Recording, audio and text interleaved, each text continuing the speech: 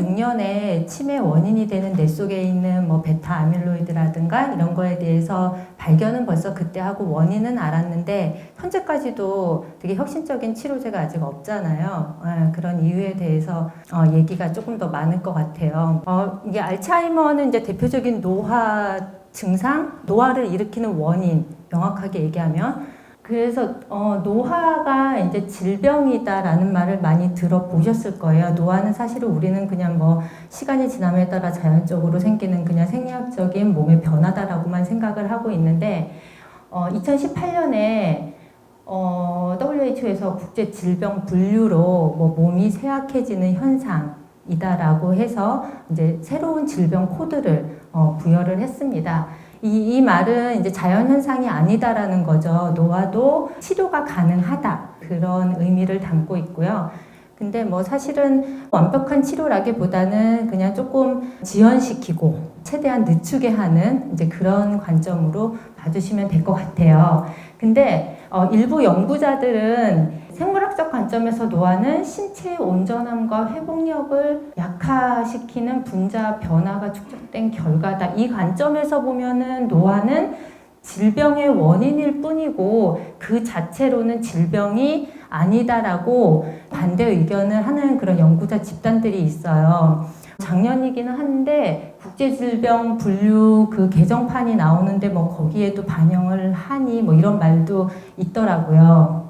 노화도 질병이다라고 했을 때 이제 모든 의사들이 이제 노인분들을 환자를 대했을 때 근본적인 원인을 찾기보다는 무조건 진단을 그냥 노화로 때려버린다는 거죠.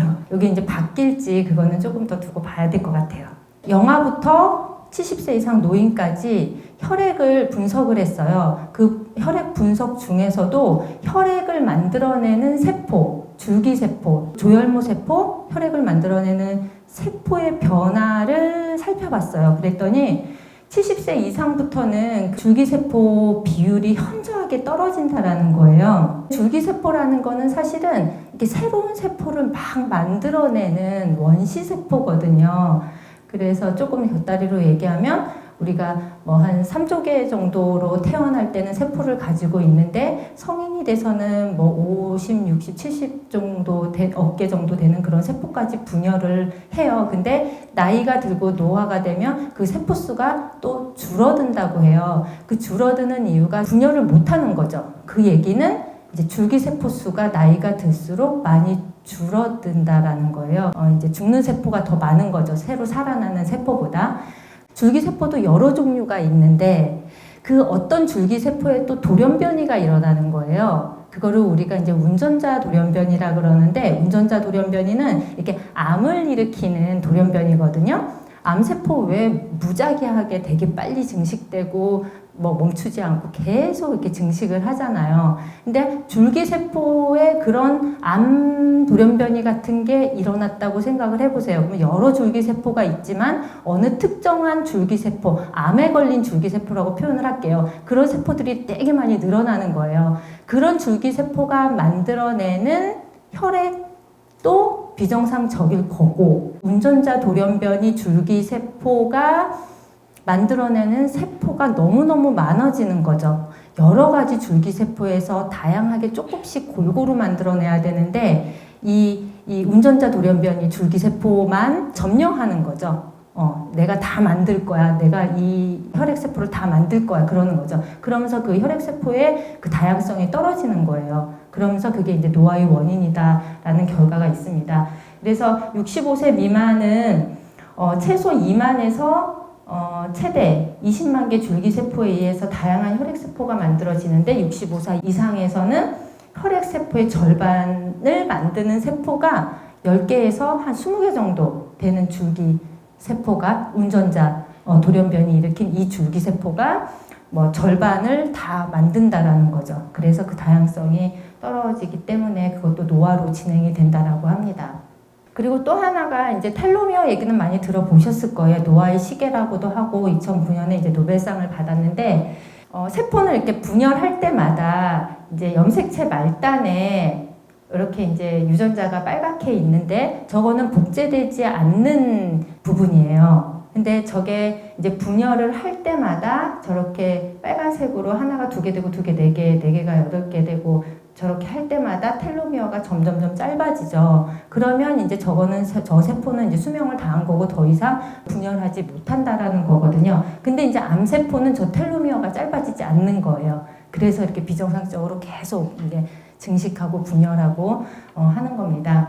그 해부학자가 발표를 했어요. 사람 세포는 대략 다 다르지만 60에서 70회 정도 분열하고 나면 더 이상 분열하지 않는다라고 어떤 가설을 세웠고, 그리고 저 인간 텔로미어의 저 빨간색 끝에는 약 15,000개의 뉴클레오타이드가 있대요. 이 뉴클레오타이드는 그 DNA의 어떤 단위체, 그 DNA를 구성하는 뭐 당, 염기, 인으로 구성된 그 이제 하나의 세트인데 그게 15,000개 정도가 있는데, 이게 이제 세포 분열을 하면은 한 번 할 때마다 150에서 200개 뉴클레오타이드가 줄어든다라고 해요. 딱 60에서 70회, 200회 곱하기 70을 해보면 딱 저기 처음에 텔로미어 개수 15,000개 정도가 나오거든요. 그래서 저거랑 딱 이제 일치를 하는 거죠. 텔로미어가 점점점 짧아지는 것도 노화의 한 원인이다라는 거는 이제 워낙 이제 많이 밝혀진 내용입니다. 그 다음에 이제 좀비 세포가 우리 몸 안에 되게 많아요.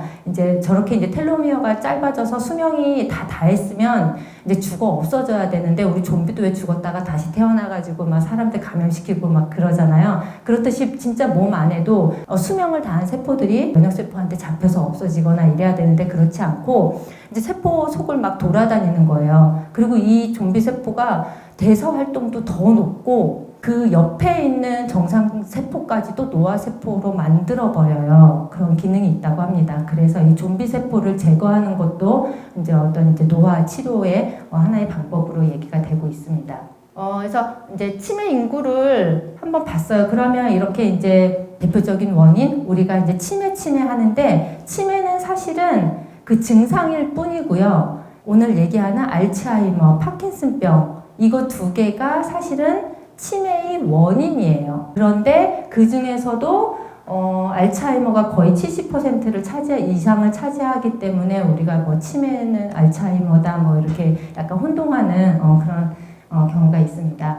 20년도에는 그러니까 65세 이상 인구의 한 10%, 한 84만 명이 치매고요. 그 다음에 앞으로 이제 50년까지는 한 300만 명이 이런 이제 치매를 앓게 되라고 이렇게 예측을 하고 있습니다. 그러면 우리가 이거 치매를 극복할 힘이 진짜 있을지 이제 그걸 알아보려면 이제까지 밝혀진 몇 가지 원인에 대해서 좀 얘기를 해볼게요.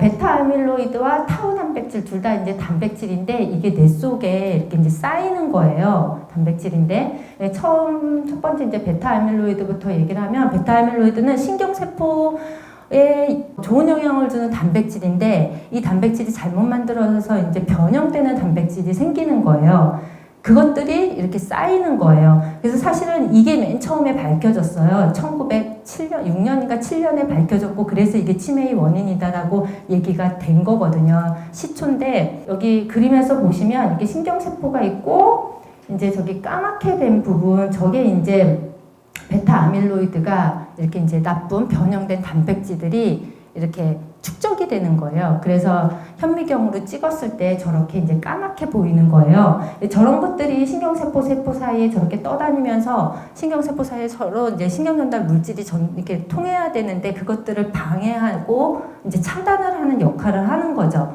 그래서 이제 치매의 한 영향이다. 알츠하이머의 발생 원인이다라고 얘기를 합니다. 근데 이제 저렇게 아밀로이드 플레이크라고 해서 이제 저게 막 쌓이고 그러면 저게 처음에는 인지 장애를 일으켰다가 나중에는 이제 신경세포, 시간에 관여하는 신경세포, 그 다음에 이제 공간에 관여하는 그런 신경세포까지 점차적으로 이제 그 기능을 상실하게 하는 그런 원인입니다. 두 번째는 이제 여기 옆에 보시면 이제 타우 단백질이에요. 타우 단백질은 사실은 저렇게 신경세포가 있으면 미세 소관을 구성하는 어떤 이제 단백질인데 저기에 이제 변형이 생기는 거예요. 그래서 타우 단백질은 신경세포를 이렇게 지지해주는 중요한 이제 역할을 하는 건데 저기에 이제 이상이 생기면서 저렇게 이제 파랗게 된 것들이 파괴가 되면서 저 파랗게 된 덩어리들만, 또 타우 단백질 덩어리들만 저렇게 떨어져 나오는 거예요. 그럼 저것들이 파랗게 이제 막 다 덩어리들이 막 생기는 거죠. 그러면 미세소관이 파괴가 되면서 신경전달 물질 이동도 방해하고 단백질 이동도 방해하고, 사실은 이 미세소관이 어떻게 보면 이제 혈관세포의 고속도로 역할을 하는 건데, 이제 그런 것들이 파괴가 되는 거죠. 신경전달 물질의 비이상적인 어떤 반응을 일으키는 겁니다. 이제 이거는 사실은 반응성 별세포는 신경세포는 아니에요. 신경세포를 지지해주고 보호해주고 신경세포에서 나오는 어떤 폐기물, 쓰레기들을 잡아먹어주는 역할을 하는 게 이 반응성 별세포고, 앞에서 얘기한 그 아밀로이드 베타라던가 그 다음에 타우 단백질 같은 것도 사실은 이 별세포가 이렇게 잡아먹는 그런 역할을 해주고 있어요. 뇌 세포에서 가장 많은 부분을 차지하는 세포가 이 별세포입니다. 근데 이 별세포가 신경세포 말단에 연결이 돼가지고 기억 형성을 돕는 역할도 해주고, 이제 그 폐기물들을 이 별세포가 먹는다고 했죠. 이걸 먹으면은 이게 이제 반응이 와요. 어떤 반응이 오냐면, 정상적인 별세포는 저기 가운데 보면 되게 작잖아요. 근데 이게 폐기물을 먹고 이게 이제 반응을 시작을 하면 이만큼 이렇게 이제 커지는 거예요. 그래서 이제 중증 반응성 별세포가 있고, 사실은 또 경증 반응성 별세포가 있어요. 이렇게 이제 중증 반응성 별세포가 저렇게 이제 커지는 거예요.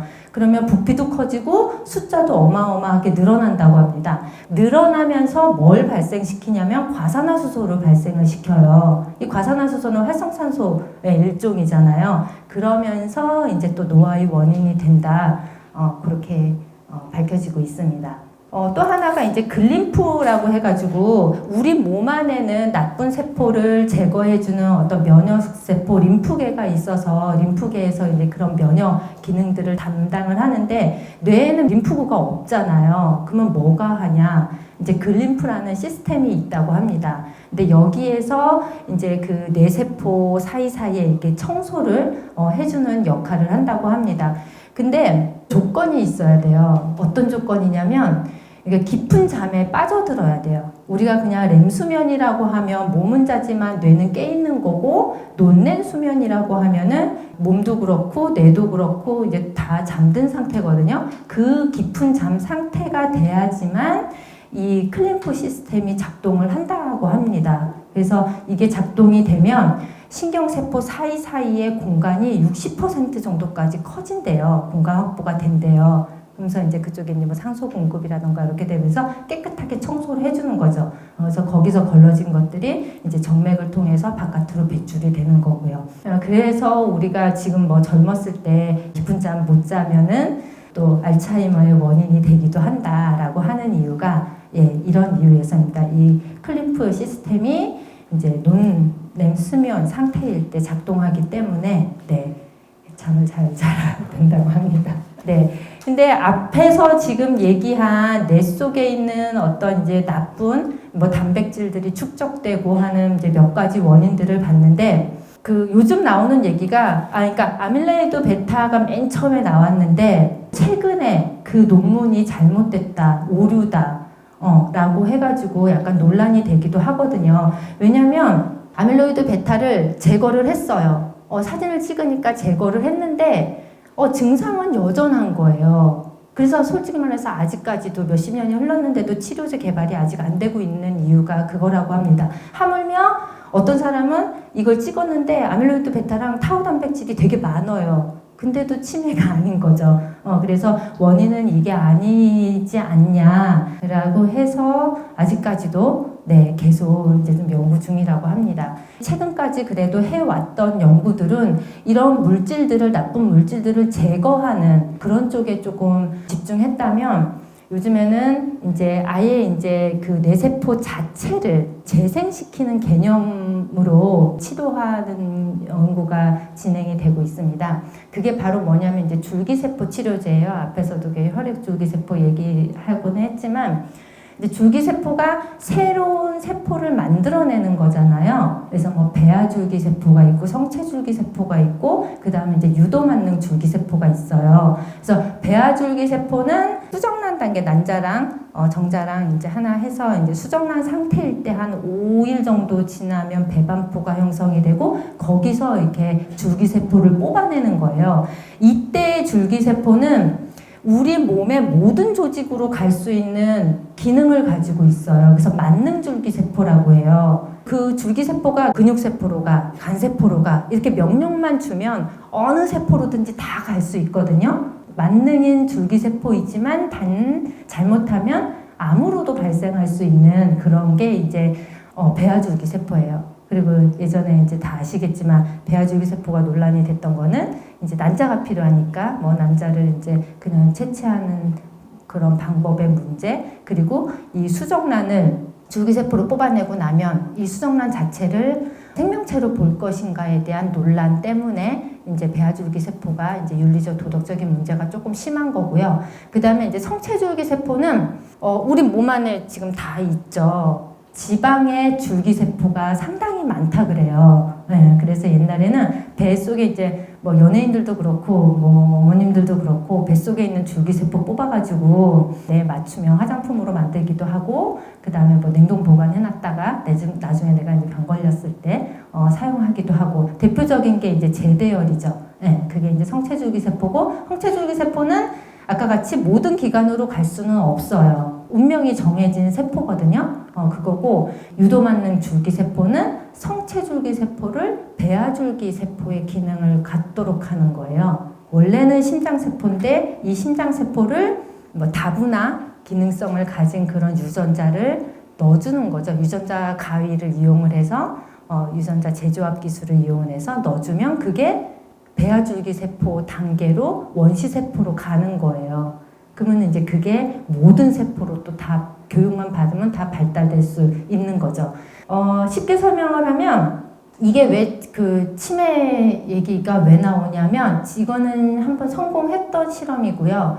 우리 인간의 그 피부 조직, 피부 세포를 뜯어서 이제 피부 안에 있는 이제 또 줄기세포가 있겠죠? 거기에다가 아까 얘기한 유도만능 인자를 4가지 인자를 넣어요. 그러면 그게 이제 배아줄기세포가 되거든요.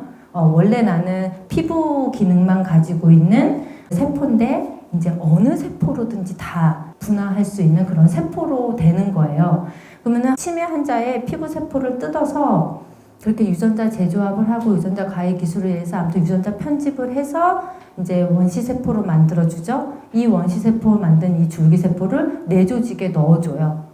그러면 그 손상된 뇌세포 쪽으로 이 줄기세포가 알아서 찾아가요. 그래서 이제 뇌세포로 발달을 하는 거죠.